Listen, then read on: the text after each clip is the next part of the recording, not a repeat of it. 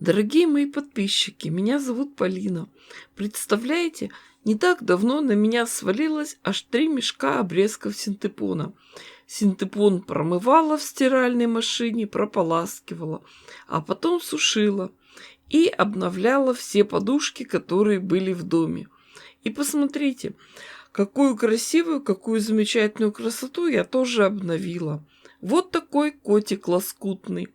Он был шит, наверное, еще в 90-х годах. Его автор – челябинская мастерица Ирина Николаевна Сокова. И вот, волею судьбы, он оказался в моих руках. Я его немного отреставрировала. Здесь шито все из совсем мелких лоскутков.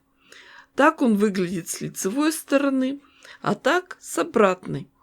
Смотрите, как интересно спинка у него придумана, у этого котенка. Как говорят, бойтесь своих желаний, потому что они могут исполниться. Недавно ходила на собрание. Сижу в зале, думаю о своем, о девичьем. Сама делаю вид, что слушаю докладчиков. Ну, о чем? О чем я думала? А я думала, так, что там по гороскопу-то говорили? На овнов должны посыпаться деньги. Ну и где они? И в этот момент, представляете, мне на плечи, на голову начинают сыпаться смятые купюры, мелкие монеты и банковские карточки. Оказалось, что сзади меня сидела девушка, а сумка у нее лежала открытая на коленях, и все содержимое той сумки посыпалось мне на голову. Так вот, девоньки, только недавно подумала о том, что надо бы мне наполнителя прикупить. На меня свалилось аж целых 3 мешка. А когда разбирала это богатство, нашла там замечательный кусок зеленой ткани. Эта ткань трикотаж, но она не подойдет для пошива одежды, потому что там есть небольшие дефекты.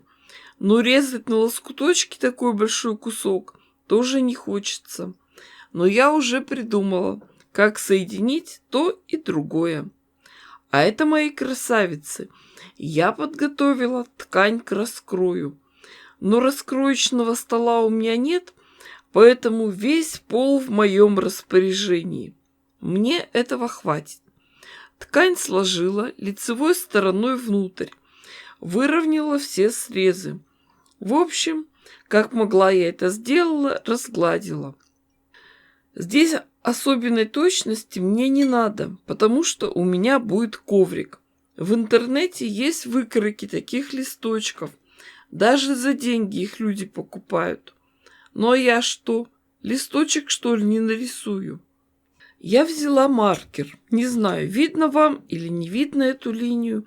И как могла, нарисовала форму листочка. Нарисовала еще и центральную жилку. Это контур детали, которую надо вырезать. Но вы заметили, что перед тем, как рисовать, я все эти слои сколола булавочками. Это для того, чтобы потом у нас ничего не съезжало.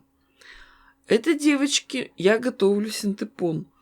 Выбрала наиболее крупные куски и уложила их как раз по форме своего листика.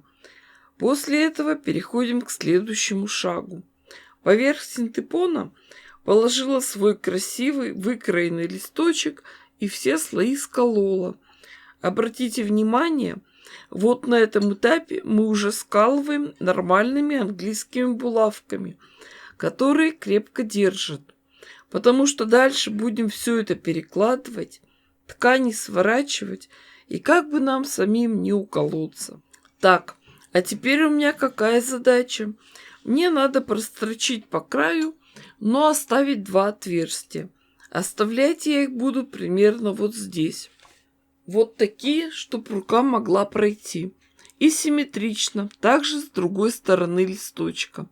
Строчку проложила, теперь можно выворачивать. Деталь вывернула, середину сколола булавочками. Маркером водорастворимым нанесла центральную жилку. Девочки, очень хорошо, что я работала с трикотажем, потому что никаких проблем с выворачиванием у меня не возникло. А сейчас показываю свои дальнейшие действия. Мне надо проложить строчку. Начну я ее отсюда, потом проложу до конца листика, вернусь и вот так под уголочек сделаю еще строчки. А это идет работа за швейной машинкой. Нарисовала центральную линию. Я хотела сделать дополнительный объем в листья. Немного подумала, как это лучше сделать. Вытаскивать все из машинки, нитки обрывать. Я не хочу.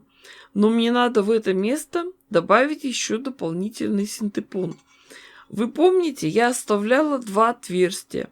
И сейчас через них, стоя с другой стороны от центральной жилки, я это сделаю.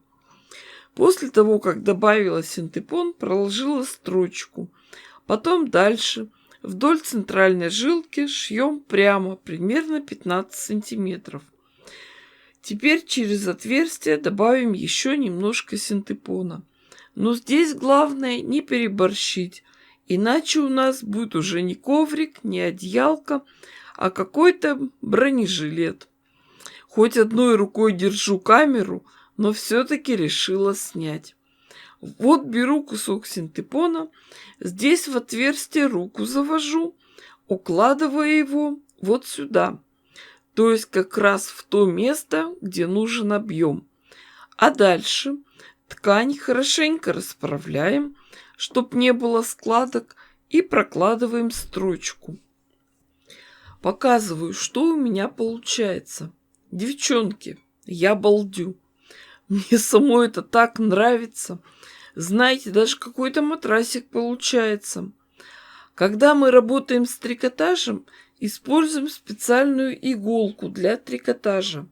Она не такая острая, кончик немного закруглен по сравнению с обычными иголками. Она трикотажные волокна не разрубает, а очень аккуратно раздвигает, и потом не остается никаких дырок. Строчку лучше делать или зигзагом, или слегка растягивать ткань, чтобы потом швы не полопались. Открытый край аккуратненько зашиваем иголкой с ниткой. Вот смотрите, коврик получился такой объемный, как надувной матрасик. Самое главное, что я смотрю, и мне это нравится. А как использовать? Или просто, чтобы как украшение лежал на диване. Либо как вариант ребеночку играться. Либо ноги укрывать. В общем, было бы что, а куда использовать, придумаем. Девочки, ставьте классы. Обязательно нажимайте на значок колокольчика, чтобы не пропустить мое новое видео. Всем пока-пока и до скорых встреч! С вами была Полина.